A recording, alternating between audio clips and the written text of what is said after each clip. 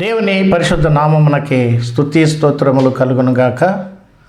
ప్రభు నందు ప్రియమైన సహోదరి సహోదరులకు ప్రభువైన యేసుక్రీస్తు నామములో శుభాలు తెలియచేస్తూ ఉన్నాను. ఆయన వాక్యమే సత్యము అనేటువంటి ఈ కార్యక్రమానికి మిమ్మల్ని అందరినీ కూడా ప్రేమతో ఆహ్వానిస్తూ ఉన్నాను. ప్రియమైనటువంటి వార్లరా, దైవ గ్రంథములో నుండి ఈ సమయంలో ఒక లేఖన భాగాన్ని మనం జ్ఞాపకం చేసుకుందాం. హెబ్రీయులకు రాసిన పత్రిక 11వ అధ్యాయము 8వ వచనం. అబ్రహాము పిలువబడినప్పుడు విశ్వాసమును బట్టి ఆ పిలుపునకు లోబడి తాను స్వాస్యముగా పొందనయున్న ప్రదేశమునకు బయలు వెళ్ళెను. మరియు ఎక్కడికి వెళ్ళవలెనో అది ఎరుగక బయలు వెళ్ళాను. చిన్న మాట ప్రార్థన చేసుకుందాం. పరిశుద్ధుడా, ప్రేమ కలిగిన మా తండ్రి, నీకు స్తోత్రాలు చెల్లిస్తూ ఉన్నాము. నీ గ్రంథములో నీవు రాయించిన నీ మాటలని మేము చదువుకున్నాం ప్రభువా. చదువుకున్న ఈ మాటలను మీరే మాకు వివరించండి, బోధించండి. ఇందులో ఉన్న భావాలను, సత్యాలను మీరు మాకు తేటగా బయలుపరిచి వాటిని మేము గ్రహించుకుని గైకునేటట్లుగా సహాయం చేయండి. వాక్య ప్రకారంగా జీవించేటువంటి కృపను మాకు అందరికీ కూడా దయచేయండి. సమస్తమైన ఘనత, మహిమ, ప్రభావాలు మీకు చెల్లించుకుంటూ యేసుక్రీస్తు వారి యొక్క పరిశుద్ధమైన నామమున ప్రార్థన చేయుచున్నాము తండ్రి, ఆమేన్. ప్రభునందు ప్రియమైనటువంటి సహోదరి సహోదరులారా, మనము చదువుకున్నటువంటి వాక్య భాగములో అబ్రహాము యొక్క విశ్వాసమును గురించి కొన్ని సంగతులు రాయబడ్డాయి. అబ్రహాము పిలువబడినప్పుడు దేవుడు పిలిచి ఆయనను వెళ్ళమన్నటువంటి చోటికి ఆయనను వెళ్ళమని చెప్పినప్పుడు అబ్రహాము ఆ పిలుపుకు లోబడెను అనేటువంటి మాట మనం చూస్తూ ఉన్నాం. ప్రియులారా, గమనించండి, విశ్వాసము అనేది దేవుని పిలుపుకు మనలను లోబడేటట్లు చేస్తుంది. ఇది ఖచ్చితం, ఇది వాస్తవం. ఎందుకంటే మనము చదువుకున్నటువంటి వాక్య భాగంలోనే ఆ సంగతి ఉంది. అబ్రహాము పిలువబడినప్పుడు విశ్వాసమును బట్టి ఆ పిలుపునకు లోబడి అనే మాట చూస్తున్నాం. విశ్వాసమును బట్టి పిలుపుకు లోబడ్డాడు అబ్రహాం. ఎటువంటి పరిస్థితుల్లో ఆయన లోబడ్డాడు? ప్రియులారా, గమనించండి. ఆదికాండము 12వ అధ్యాయములో దేవుడు అబ్రహామును పిలిచినప్పుడు ఆయనను 7 రకాలుగా ఆశీర్వదిస్తాను అని దేవుడు వాగ్దానం చేశాడు. కాబట్టి దేవుడు చేసినటువంటి ఆ వాగ్దానాలలో 7 ఒక వాగ్దానం ఏంటంటే, నిన్ను గొప్ప జనాంగంగా చేస్తాను అన్నాడు. అబ్రహాముకి అప్పటికి పిల్లలు లేరు. అబ్రహాముకు అప్పటికి 75 సంవత్సరాల వయసు కలిగినటువంటి వాడు. 75 సంవత్సరాల వయసు కలిగినటువంటి వృద్ధునికి దేవుడు వాగ్దానం చేసి, నీకు పిల్లల్ని ఇస్తాను, నీ సంతానం ఇస్తాను, నిన్ను గొప్ప జనాంగంగా చేస్తాను అని చెప్పినప్పుడు అబ్రహాము ఆ మాటను నమ్మాడు. అదే విశ్వాసం. తాను ఏమాత్రం కూడా సందేహించలేదు అని దేవుని యొక్క వాక్యం సెలవిస్తూ ఉంది. అంత మాత్రమే కాదు, నిరీక్షణకు ఆధారం లేనప్పుడు అబ్రహాము దేవుని యొక్క పిలుపుకు లోబడ్డాడు అని బైబిల్ చెప్తా ఉంది. ఆదికాండ గ్రంథం 4వ అధ్యాయము, ఆదికాండ గ్రంథము 4వ అధ్యాయము 17వ వచనము చూడండి, లేక 18వ వచనంలో, నీ సంతానం ఇలాగు ఉండునని చెప్పిన దాన్ని బట్టి తాను అనేక జనములకు తండ్రి అగునట్లు నిరీక్షణకు ఆధారము లేనప్పుడు అతడు నిరీక్షణ కలిగి నమ్మెను అన్నాడు. ప్రియులారా, నిరీక్షణకు ఆధారము లేనప్పుడు అబ్రహాము దేవుని యొక్క మాటను నమ్మాడు. ఇదే విశ్వాసం అంటే. ప్రియులారా, యవనస్తులైనటువంటి భార్యాభర్తలకు మీకు పిల్లలు పుడతారు అంటే నమ్ముతారు. ఎందుకంటే వారు యవనస్తులుగా ఉన్నారు, వయసులో ఉన్నారు, కాబట్టి వాళ్లకు పిల్లలు పుట్టే అవకాశాలు ఉన్నాయి. మరైతే అబ్రహాముకు పిల్లలు పుట్టే వయసు కాదు. అబ్రహాము వయసు 70 సంవత్సరాల వయసు. ఆ మాటకు వస్తే 100 సంవత్సరాల వయసులో దేవుడు అబ్రహాము వల్ల దర్శించి నీకు బిడ్డ పుడతాడు అని చెప్పాడు. ఆ మాటను నమ్మాడు. నిరీక్షణకు ఆధారం లేదు, ఆశ లేదు. వయసులో ఉన్నవారు ఈ సంవత్సరం కాకపోతే మరొక సంవత్సరానికైనా దేవుడు బిడ్డల్ని ఇస్తాడు, పిల్లలు పుడతారు అనేటువంటి ఆశతో జీవిస్తారు. కానీ అబ్రహాముకు ఆశ లేదు. ఆశించడానికి, నిరీక్షణతో కనిపెట్టుకుని ఉండడానికి అబ్రహాముకు వయసు గతించిపోయింది. 100 ఏళ్ల వయసు వచ్చేసింది అబ్రహాముకి. 100 ఏళ్ల వృద్ధుడు అబ్రహాం. అయితే బైబిల్ ఏం చెప్తుంది అంటే, నిరీక్షణకు ఆధారం లేనప్పుడు అబ్రహాము నమ్మాడు. ఇదే దేవుని నమ్మటం అంటే. మరియు అతడు విశ్వాసమునందు బలహీనుడు కాక రమారమి 100 ఏండ్ల వయసు గలవాడై ఉండి అప్పటికి తన శరీరము మృతతుల్యమైనట్టును శారా గర్భమును మృతతుల్యమైనట్టును ఆలోచించెను గాని అవిశ్వాసము వలన దేవుని వాగ్దానమును గురించి సందేహింపక. ప్రియులారా గమనించండి, దేవుని యొక్క వాక్యం ఏమని సెలవిస్తుందంటే, శారీరకంగా అబ్రహాము బలహీనుడేమో కానీ విశ్వాసములో బలహీనుడు కాదు. అబ్రహాము శారీరకంగా మృతతుల్యుడు ఏమో కానీ విశ్వాసములో ఆయన బలహీనుడు కాదు. విశ్వాసములో బలవంతుడు, ఏమాత్రము కూడా సందేహము లేనటువంటి వాడు, విశ్వాసములో బలంగా ఉన్నటువంటి వాడు, వాగ్దానం చేసినటువంటి నా దేవుడు తప్పకుండా నాకు సంతానం ఇస్తాడు అని బలముగా నమ్మినటువంటి వాడు అబ్రహాం. ప్రియులారా గమనించండి, శరీరానికి వయసు ఉందేమో కానీ విశ్వాసానికి వయసు లేదండి. దేవుణ్ణి నమ్మడానికి వయసుతో నిమిత్తము లేదు. దేవుణ్ణి నమ్మడానికి నీకున్నటువంటి వాటితో నిమిత్తము లేదు. దేవుణ్ణి నమ్మాలి అంటే నమ్మాలి అంతే. వయసుతో నిమిత్తము లేదు. లేకుండగానే అబ్రహాము దేవుణ్ణి నమ్మాడు. దేవుని యొక్క వాక్యం తెలియజేసేది ఏంటంటే, ఆయన ఏమాత్రమూ సందేహించలేదు. అందుకని అతడు ఏమాత్రము విశ్వాసములో బలహీనుడు కాలేదు. మాత్రమే కాదు, దేవుణ్ణి మహిమపరిచి ఆయన వాగ్దానము చేసిన దానిని నెరవేర్చుటకు సమర్థుడని రూఢిగా విశ్వసించి విశ్వాసము వలన బలము పొందెను. ప్రియులారా గమనించండి, విశ్వాసము బలహీనులను బలపరుస్తుంది. విశ్వాసము నిరీక్షణతో నింపుతుంది. విశ్వాసము వాగ్దానం చేసిన వాడు నమ్మదగిన వాడు అని గట్టిగా నమ్మేదే విశ్వాసం. అటువంటి విశ్వాసం కలిగిన వాడు అబ్రహాం. ప్రియులారా, దేవుని పట్ల అబ్రహాము కలిగి ఉన్న విశ్వాసమే బలహీనతలో ఉన్నటువంటి అబ్రహాముని బలవంతునిగా చేసింది. ప్రియులారా మాత్రమే కాదు, విశ్వాసం అనేది లోబడుతుంది అని నేను ముందుగానే జ్ఞాపకం చేశాను. చూడండి, ఏ సందర్భంలో విశ్వాసమును బట్టి అబ్రహాము లోబడ్డాడో మనం ఇక్కడ చూస్తూ ఉన్నాం. ఇంకొక మాట కూడా చెప్పాలి.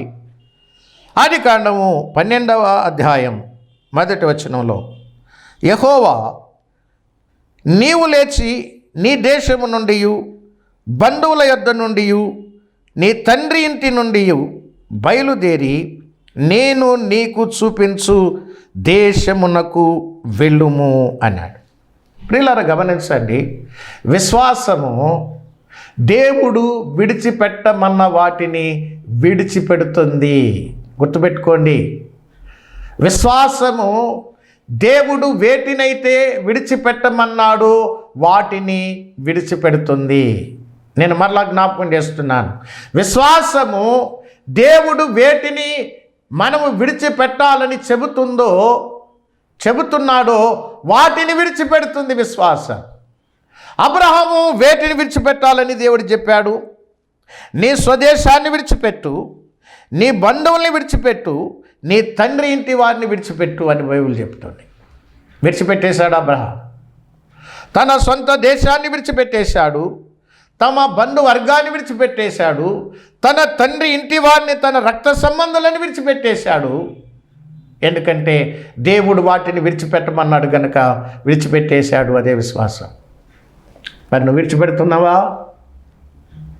దేవుణ్ణి నమ్మానంటావు, దేవుడు విడిచిపెట్టమని విడిచిపెడుతున్నావా? నీకు నీవే పరీక్ష చేసుకో. నువ్వు నిజమైనటువంటి విశ్వాసం అయితే దేవుడు వేటిని విడిచిపెట్టమన్నాడు వాటిని విడిచిపెడతావు. వేటిని విడిచిపెట్టమన్నాడు నీకు తెలియాలంటే నేను చెప్పడం సాధ్యం కాదు. బైబిల్ చదువుకో, దేవుని యొక్క వాక్యాన్ని చదువుకో. మనం విడిచిపెట్టవలసిన వాటిని మనం విడిచిపెట్టాలి, వెంబడించవలసిన వాటిని మనం వెంబడించాలి. ఎన్నో సంగతులు ఉన్నాయి, చెప్పడానికి ఇది సమయం కాదు కనుక చదువుకోండి, బైబిల్ ధ్యానం చేయండి. అబ్రహాము విడిచిపెట్టాడు ఎందుకంటే విశ్వాసమును బట్టి. రెండవదిగా మనం చూసినప్పుడు ఆయన ఒక మాట చెప్పాడు. ఇక్కడ 2వ వచనములో 3వ వచనములో 7 వాగ్దానాలను దేవుడు చేశాడు. 7 వాగ్దానాలు చేసిన తర్వాత 4వ వచనంలో చూసినట్లయితే యెహోవా అతనితో చెప్పిన ప్రకారము అబ్రహాము వెళ్ళెను అనే మాట చూస్తున్నాం. దేవుడు ఏం చెప్పాడు? వాటిని విడిచిపెట్టి బయలుదేరి నేను నీకు చూపించు దేశమునకు వెళ్ళుము అని దేవుడు చెప్పాడు. ప్రియులారా గమనించండి, విడిచిపెట్టమన్న వాటిని విడిచిపెట్టాలి, వెళ్ళమన్న చోటికి వెళ్ళాలి. ఇదే విశ్వాసం. నేను చూపించు దేశమునకు నీవు వెళ్ళు అన్నాడు. అయితే హెబ్రీ పత్రిక 11వ అధ్యాయములో వ్రాయబడినటువంటి మాట ఒకటి మనం జ్ఞాపకం చేసుకుందాం. హెబ్రీ పత్రిక 11వ అధ్యాయము 8వ వచనంలో అబ్రహాము పిలువబడినప్పుడు విశ్వాసమును బట్టి పిలుపునకు లోబడి తాను స్వాస్యముగా పొందనయున్న ప్రదేశమునకు బయలు వెళ్ళెను, మరియు ఎక్కడికి వెళ్ళవలెనో అది ఎరుగక బయలు వెళ్ళెను అనే మాట చూస్తున్నాం. ఎక్కడికి వెళ్ళాలో ఎరుగక బయలు వెళ్ళెను అనే మాట మీరు గమనించండి. దేవుడు విడిచిపెట్టమన్నాడు, విడిచిపెట్టాడు. బయలుదేరు అన్నాడు, బయలుదేరాడు. ఎక్కడికి వెళ్ళాలో ఎరుగకుండగానే బయలుదేరాడు. ప్రియులారా, మరి ఎక్కడికి వెళ్ళాలో ఎరుగకుండగా ఎలా బయలుదేరాడు అబ్రహాము అంటే ఇక్కడే మనకు సమాధానం ఉన్నది. చూడండి, ఆదికాండం 12వ అధ్యాయము 1వ వచనము చివరి లైన్లో నేను నీకు చూపించు దేశమునకు వెళ్ళము, నేను నీకు చూపిస్తాను అన్నాడు. ప్రియులారా, అలాగైతే దేవుడు ముందుండి అబ్రహామును నడిపిస్తూ ఉన్నాడు. నేను నీకు చూపిస్తాను అన్నాడు, నా వెనక రా. ప్రియులారా, దేవుణ్ణి వెంబడించటం అంటే ఇదే. విశ్వాసము దేవుణ్ణి వెంబడిస్తుంది. విశ్వాసము ఎక్కడికి తాను వెళ్ళాలో తాను ఎరగవలసిన అవసరం లేదు అని చెప్తుంది. నీవు ఎక్కడికి వెళ్ళాలో నీకు తెలియవలసిన అవసరం లేదు. ఎందుకంటే దేవుడు నీకు ముందుండి నడిపిస్తున్నాడు. ఆయన వెనకాల నువ్వు వెళ్ళడమే. నేను నీకు చూపిస్తాను అన్నాడు. ముందుండి ఆయన దారి చూపిస్తున్నాడు, వెనక నుండి అబ్రహాము వెంబడిస్తున్నాడు. ఇదే విశ్వాసం అంటే. ప్రభు కూడా తన శిష్యులను పిలిచినప్పుడు నా వెంబడి రండి అన్నారు. వెంటనే వారు సమస్తాన్ని విడిచిపెట్టి ఆయనను వెంబడించారు. ప్రియులారా, ఇదే విశ్వాసం. వెంబడిస్తుంది. విశ్వాసము దేవుణ్ణి వెంబడిస్తుంది. విశ్వాసము దేవుడు విడిచిపెట్టమన్న వాటిని విడిచిపెడుతుంది. విశ్వాసము తాను ఎక్కడికి వెళుతున్నాడో ఎరగకుండానే వెళ్ళేటట్లు చేస్తుంది. విశ్వాసము తాను ఎక్కడికి వెళుతున్నాడో తెలుసుకోవాల్సిన అవసరం నీకు లేదని చెబుతుంది కనుక ఎక్కడికి అనే ప్రశ్న వేసేటువంటి అవసరం లేకుండా కూడా విశ్వాసం నడిపిస్తుంది. ప్రియులారా, విశ్వాసం అనేది ఇంకా ఏం చేస్తుంది అనంటే విశ్వాసము దేవుని యొక్క స్వాస్యాన్ని పొందుకునేటట్లు చేస్తుంది. అవును, చూడండి ప్రియులారా, ఆదికాండ గ్రంథం 15వ అధ్యాయము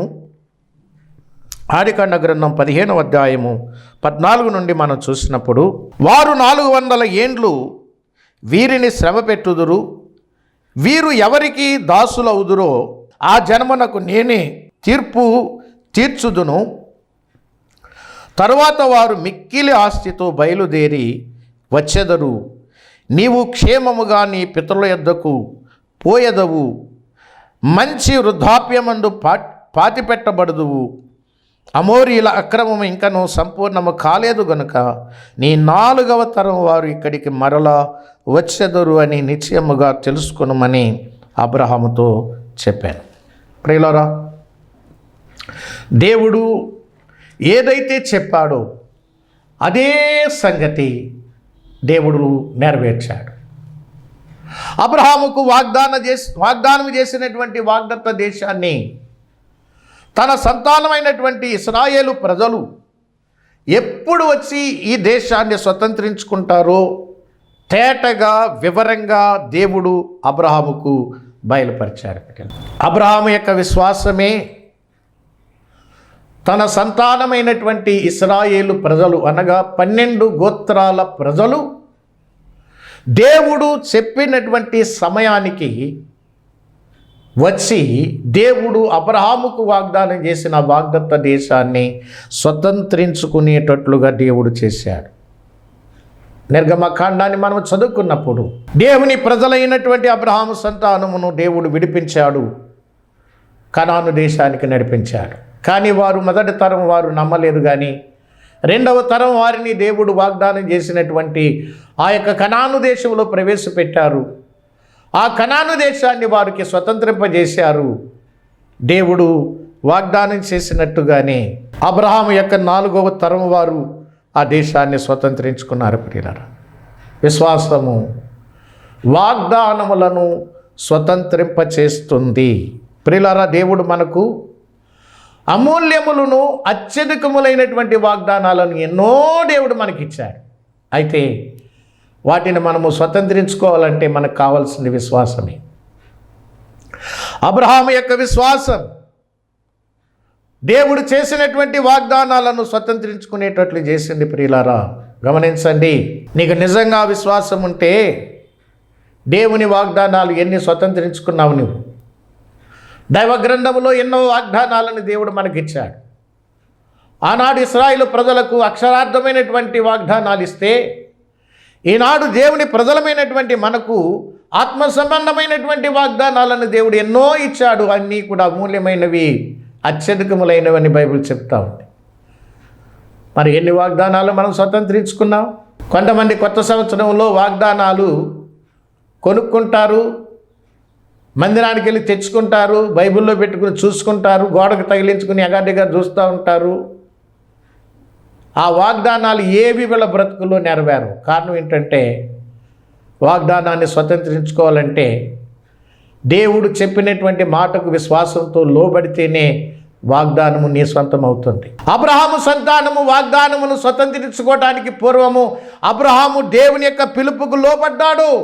విశ్వాసమును బట్టి అబ్రహాము లోబడ్డాడు. నిరీక్షణకు ఆధారం లేనప్పుడు అబ్రహాము లోబడ్డాడు.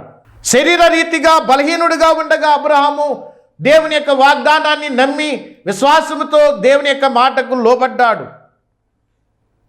విశ్వాసం అనేది లోబడేటట్లు చేస్తుంది, దేవుని పిలుపుకు విధేయత చూపించేటట్లు చేస్తుంది. ప్రియులారా, నీ జీవితంలో దేవుని మాటలకు నువ్వు లోబడుతున్నావా? సాతాను మాటలకు లోబడుతున్నావా? దేవుని మాటకు లోబడుతున్నావా లేకపోతే మనుషుల మాటకు లోబడుతున్నావా? దేవుని మాటకు లోబడుతున్నావా లేకపోతే నీ శరీర ఇచ్చలకు లోబడుతున్నావా? మనం పరీక్షించుకోవాల్సిన సమయం ఇది. ప్రియులారా, విశ్వాసినని చెప్పుకుంటే సరిపోదు. నీకు విశ్వాసం ఉన్నదా? విశ్వాసం ఉంటే నీ క్రియల ద్వారా చూపించు అంటాడు యాకోబు. ఎదుగో అబ్రహాము తన విశ్వాసాన్ని చూపించాడు. దేవుడు విడిచిపెట్టమన్న వాటిని విడిచిపెట్టాడు విశ్వాసాన్ని బట్టి. దేవుడు వెళ్ళమన్నటువంటి స్థలానికి వెళ్ళాడు విశ్వాసాన్ని బట్టి. దేవుడు చూపించినటువంటి దేశానికి ఆయన ప్రయాణం చేస్తూ తన విశ్వాసాన్ని కనబరిచాడు. మరి నీ విశ్వాసం ఎక్కడ? అందుకని విశ్వాసం అనేది దేవుని యొక్క వాగ్దానాలను స్వతంత్రింపజేస్తుంది అని. ప్రియులారా, మరొక మాట ఏమిటంటే హెబ్రీ పత్రిక 11వ అధ్యాయము 8వ వచనంలో ఒక మాట మనం జ్ఞాపకం చేసుకుందాం. మరొకసారి ఆ మాట మనం చదువుకున్నాను చూడండి. 8వ వచనము చూసినట్లయితే, తాను స్వాస్యముగా పొందనయున్న ప్రదేశమునకు బయలు వెళ్ళెను, మరియు ఎక్కడికి వెళ్ళవలెనో అది ఎరుగక బయలు వెళ్ళాను. ఈ మాటను బట్టి నేను జ్ఞాపకం చేసేది ఏంటంటే, విశ్వాసము అనేది ప్రియులారా ముందుకు నడిపిస్తుంది. విశ్వాసం అనేది ముందుకు నడిపిస్తుంది. ఆదికాండము 12వ అధ్యాయములో అబ్రహామును అదే విధంగా నడిపించింది. చూడండి, ఆదికాండము 12వ అధ్యాయము 5వ వచనంలో అబ్రహాము తన భార్య అయిన శారయిని, తన సహోదరుని కుమారుడైన లోతును, హారానులో తానును వారును ఆర్జించిన యావదాస్తిని, వారు సంపాదించిన సమస్తమైన వారిని తీసుకొని కనాను దేశమునకు వెళ్ళుటకు బయలుదేరి కనానును దేశమునకు వచ్చిరి. ప్రియులారా గమనించండి, విశ్వాసము ముందుకు నడిపిస్తుంది. విశ్వాసానికి ఏ ఆటంకం వచ్చినా, ఏ అడ్డు వచ్చినా, ఏ అభ్యంతరం వచ్చినా వాటిని అధిగమించి ముందుకు నడిపిస్తుంది. వయసు ఆయన యొక్క ప్రయాణానికి అడ్డు రాలేదు, ఆయన కుటుంబము ఆయన ప్రయాణానికి అడ్డు రాలేదు, ఆయన యొక్క ఆస్తి ఆయన ప్రయాణానికి అడ్డు రాలేదు. ప్రియులారా గమనించండి, ఒకవేళ అడ్డు వచ్చినా కానీ అబ్రహాము విశ్వాసములో ముందుకే నడిచాడు తప్ప ఆగినవాడు కాదు. విశ్వాసము ఆత్మీయ జీవిత యాత్రలో ముందుకు నడిపిస్తుంది తప్ప ఆగిపోయేటట్లు చేయదు. విశ్వాసము ముందుకు నడిపిస్తుంది, విశ్వాసము ముందుకు కొనసాగింపజేస్తుంది. విశ్వాసము ఆటంకాలను, అభ్యంతరాలను అధిగమించి ముందుకు సాగుతుంది. ఈనాడు చిన్న అభ్యంతరం వస్తే, చిన్న ఆటంకం వస్తే ఆగిపోతున్నారు దేవుని సన్నిధికి రాకుండగా. ప్రభు ముందుగానే చెప్పాడు, అభ్యంతరములు రాక తప్పవు అన్నాడు. అభ్యంతరాలు ఖచ్చితంగా వస్తాయి, ఆటంకాలు వస్తాయి, అవరోధాలు వస్తాయి. అయినా సరే అభ్యంతర పరిచేవాడికి శ్రమ, కానీ మీరు అభ్యంతరాలు వస్తే ఆగకూడదు, ముందుకు సాగాలని ప్రభు చెప్పాడు. కానీ అభ్యంతరాలు వస్తే ఆగమని ఎక్కడ చెప్పలేదు. అభ్యంతరాలు వస్తాయి. అవును, సాతానుడు అనేక ఆటంకాలు, అభ్యంతరాలు మనకు కలిగిస్తాడు. నీ శరీరమే నీకు ఆటంకం కలిగిస్తుంది, ఈ లోకమే నీకు ఆటంకం కలిగిస్తుంది. కానీ నీవు ఆటంకాలను అధిగమించాలి, కానీ ఆగకూడదు అని దేవుని యొక్క వాక్యము సెలవిస్తూ ఉంది. ప్రియులారా, మాత్రమే కాదు, విశ్వాసము దేవుని యొక్క వాగ్దానాలను నమ్ముతుంది. ప్రియులారా, ఎందుకంటే ఆదికాండము 12వ అధ్యాయము 2-3 వచనాల్లో దేవుడు చేసినటువంటి వాగ్దానాలను మనం చూస్తూ ఉన్నాం.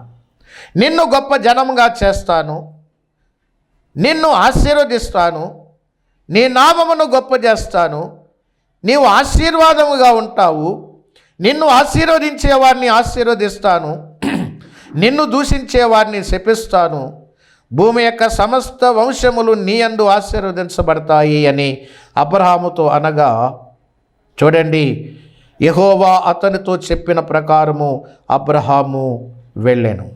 అంటే దేవుడు చేసినటువంటి వాగ్దానములను నమ్మాడు. మాత్రమే కాదు, వాగ్దానం చేసిన వానిని కూడా ఆయన నమ్మాడు.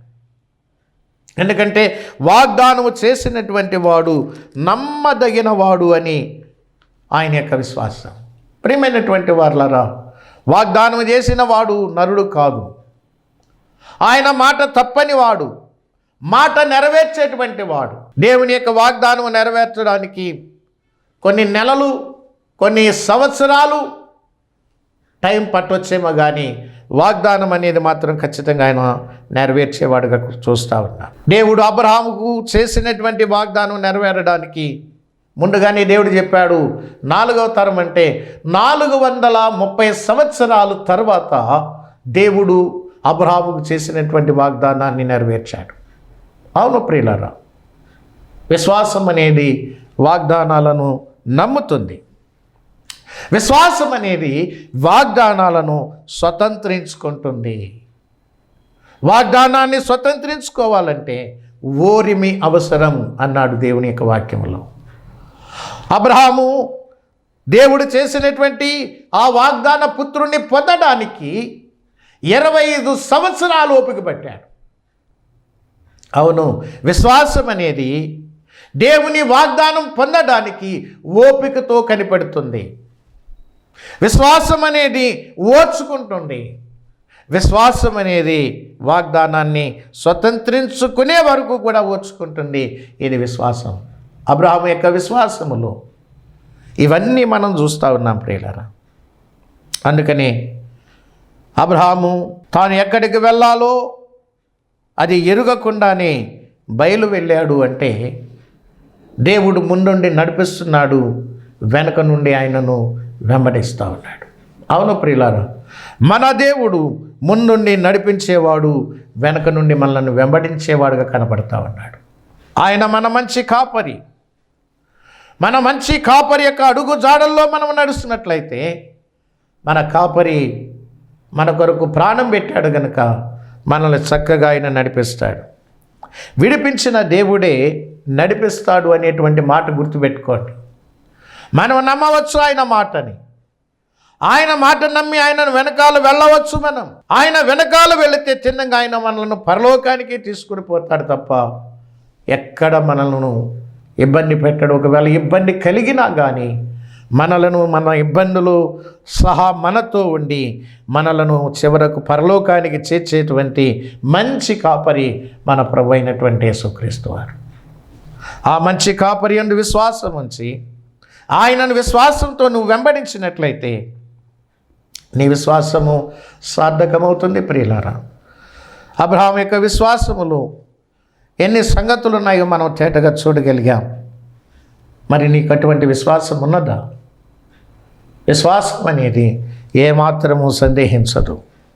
దేవుణ్ణి కానీ దేవుని వాగ్దానానికి సందేహించకుండా విశ్వాసము కలిగి బలాన్ని పొందుకుంటుంది. ఓర్పు కలిగి దేవుని యొక్క వాగ్దానాలని స్వతంత్రించుకుంటుంది. ఇది అబ్రహాములో ఉన్నటువంటి విశ్వాసం. దేవుడి మాటలు దీవించునుగాక.